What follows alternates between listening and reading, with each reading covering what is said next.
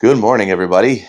It is the 28th of October, and today is the day that I am heading to the Arctic.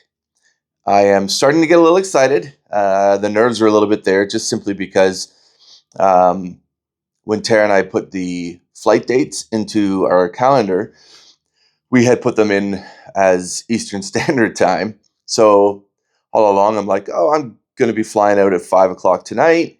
So I'll just go and do my thing. And then I found out, no, it's 4 o'clock tonight, which now means I need to be at the airport for 2 o'clock, which means I need to leave at about 1:30.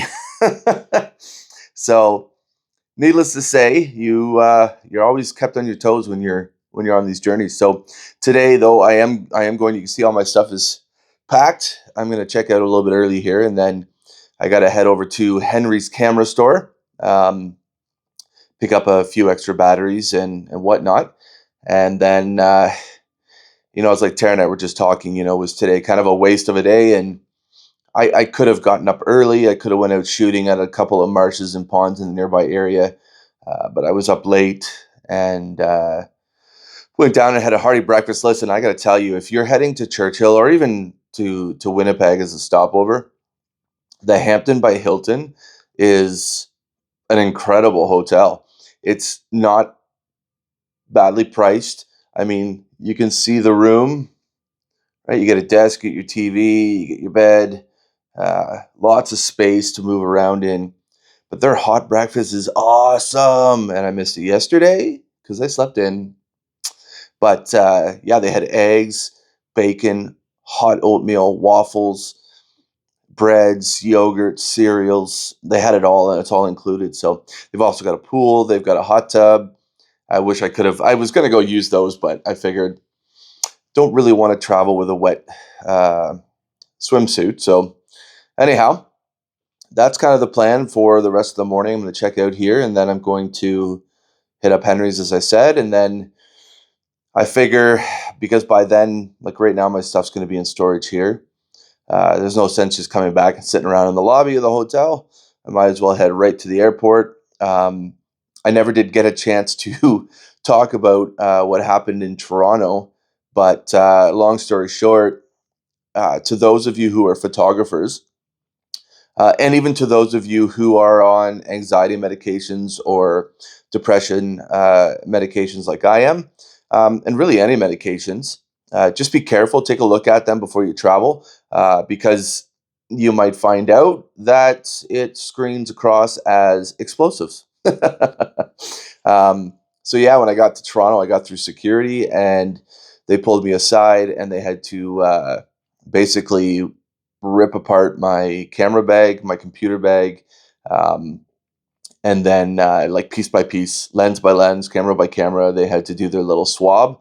And then when they swabbed it, it came back 1% RSX, I think, or I forget what it was the actual. But when I asked the security guy, he said, "Yeah, it's basically an explosive." And my eyes popped out of my head, thinking, "Oh God, here we go."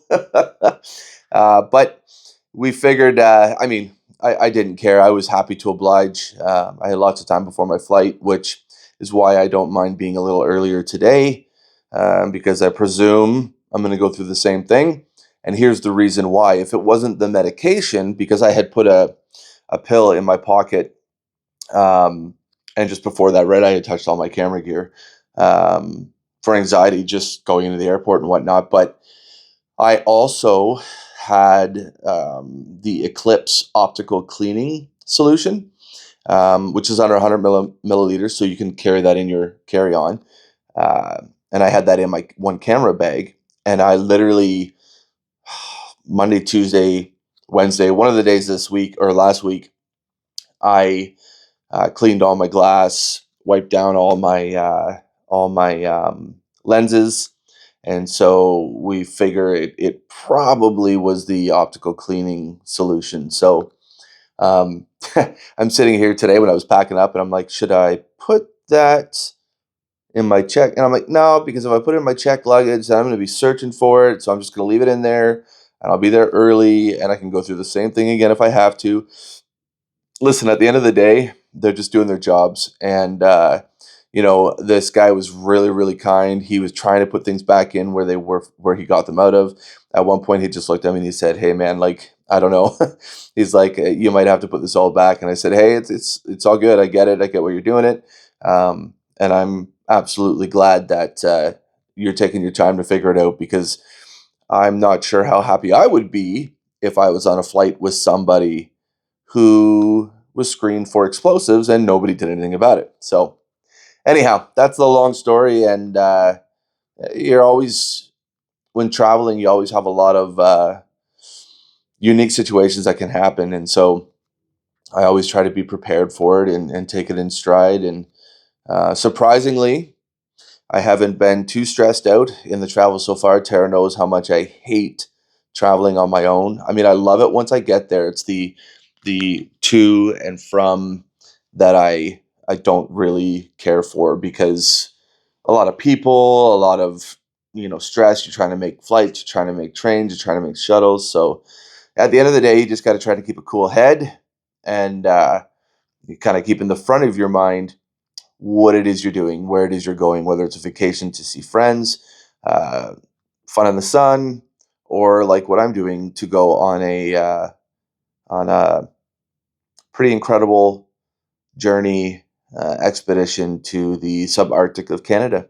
So anyhow, that's kind of my check-in for this morning.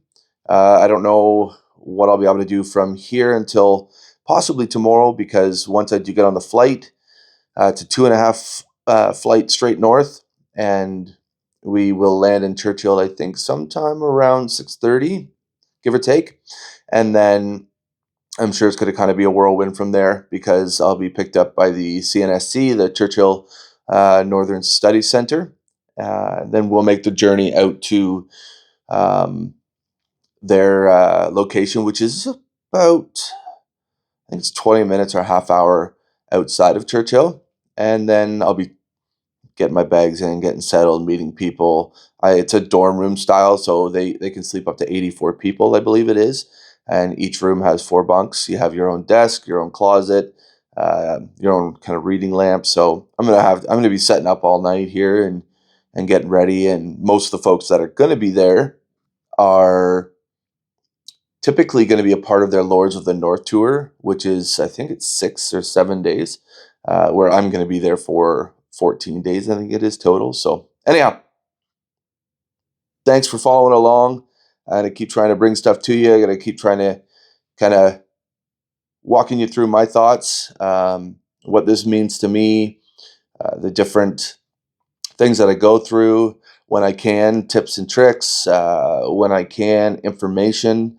Um, yeah, I just really hope you guys stick with me, and share it with your friends, share it with your family. The more the merrier, not just because it helps me and it helps my photography business, so to speak, but it just awareness and conservation, and even just, I love sharing my passion for nature, and for travel, and for adventure, and for learning and growing, and bringing that to folks that sometimes may never have the opportunity, can't do it physically. At the end of the day, yeah, I'm going on a wicked trip. I'm gonna have a blast. I'm gonna get some crazy photos, but I really, really am serious, and I truly, from the bottom of my heart, am grateful for everyone's support, and I really want you all to be a part of this. So come along and let's go have a good time.